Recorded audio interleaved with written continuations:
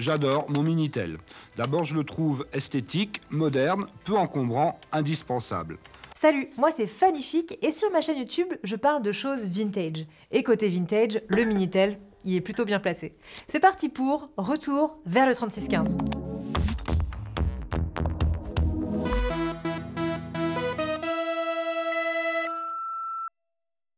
Je sais pas si vous avez remarqué, mais quand on parle de Minitel aujourd'hui, c'est souvent pour faire un parallèle avec une invention qui ne marche pas, qu'on serait tout seul à faire dans notre coin et qui ferait de nous des sortes d'hurluberlus qui se prennent pour des génies.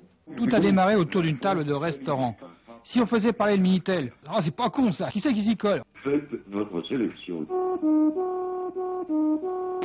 Franchement, nickel. Alors, bon, on va pas se mentir, comme tout cliché, c'est pas totalement faux. Mais j'ai l'impression quand même que parfois, il y a presque une sorte de jouissance à se sentir nul avec nos petits trucs français. On ne construit pas la grandeur de la France avec de l'eau tiède et du chloroforme. Mais en soi, excuse-moi, mais on savait mieux faire techniquement. C'est juste que le Minitel, on le filait gratuitement. Et si on l'avait trop pimpé, bah il aurait coûté trop cher, donc on n'aurait pas pu le donner gratuitement. Hein, voilà. Et du coup, ça marchait plus le truc. Voici le Minitel 5 disponible dans quelques jours et pour la modique somme de 230 francs par mois. Vous pourrez utiliser Minitel 5 à partir d'un téléphone classique, d'une cabine ou fin du fin depuis votre voiture.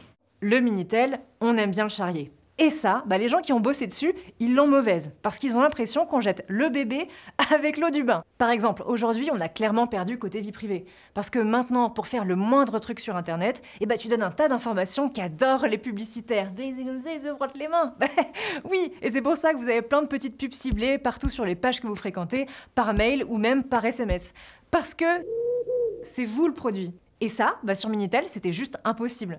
Alors, ils étaient peut-être un peu austères, tu vois, nos ingénieurs de France Télécom, mais sur la vie privée, ils étaient cash. Ce que nous souhaitons, c'est avoir un moyen facile, peu coûteux, disponible à tout moment, c'est l'intérêt de la télématique, et en même temps qu'il soit tout à fait confidentiel. Voilà, on vous laisse tranquille. Je rappelle qu'à ce moment-là, à part le téléphone, il n'y avait rien pour échanger avec des gens qui n'habitaient pas au même endroit que toi. Et puis, c'était pas si facile de s'isoler quand il n'y avait qu'un seul téléphone à la maison, tu vois, de pas trop être discret. Alors que le Minitel, avec son côté écran, bah ça permettait ça. Alors de la part de vicieuse, avec rebord Minitel, je me frotte lito, vulve grande ouverte, doigt dedans. Donc bien sûr, il y a pas mal de gens qui se connectaient depuis le boulot pour éviter de payer.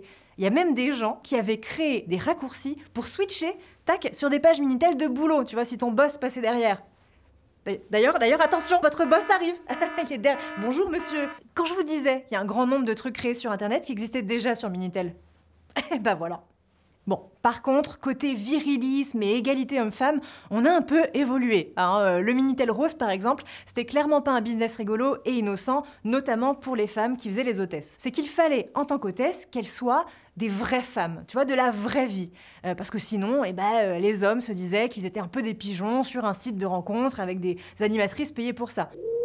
Et donc, elle devait être normale pour attirer les mecs, mais en même temps, elle devait aussi être un petit peu aguicheuse pour que les mecs restent connectés et payent davantage. Si on faisait un service télématique qui ouvertement annoncerait la couleur et qui s'appellerait Xtel ou Sextel, les gens iraient tout de suite et seraient ravis d'exprimer leurs fantasmes. En tout cas, ce que je retiens de toute cette histoire, c'est que le Minitel est bien français. Vive la République! Vive la France! Et je me dis que, je sais pas, faudrait, non, pas être fier, tu vois, c'est pas ça, mais faudrait pas non plus se moquer de toute cette aventure, parce que c'était quand même cool, hein. Vous avez sûrement toutes et tous un petit bout d'histoire intime avec le Minitel. L'épidémie m'a gagné et c'est sûrement contagieux. J'adore mon Minitel. D'abord, je le trouve esthétique, moderne, peu encombrant, indispensable. Voilà, vous êtes ému? Eh ben je le savais. Et le Minitel, lui, il se retrouve dans des musées, comme la cabine téléphonique, tu vois.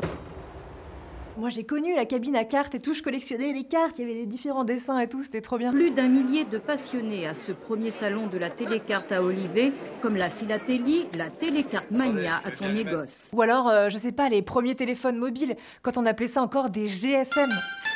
Ça me fait mal, rien que d'en parler, je me sens vieille.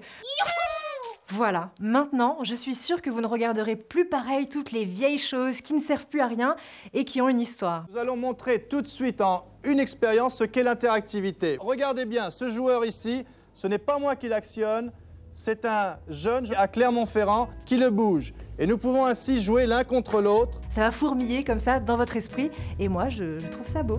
Voilà. Moi, je trouve ça beau. Au revoir. Et nous nous retrouvons dans une quinzaine de jours avec un nouveau sujet qui j'espère vous passionnera.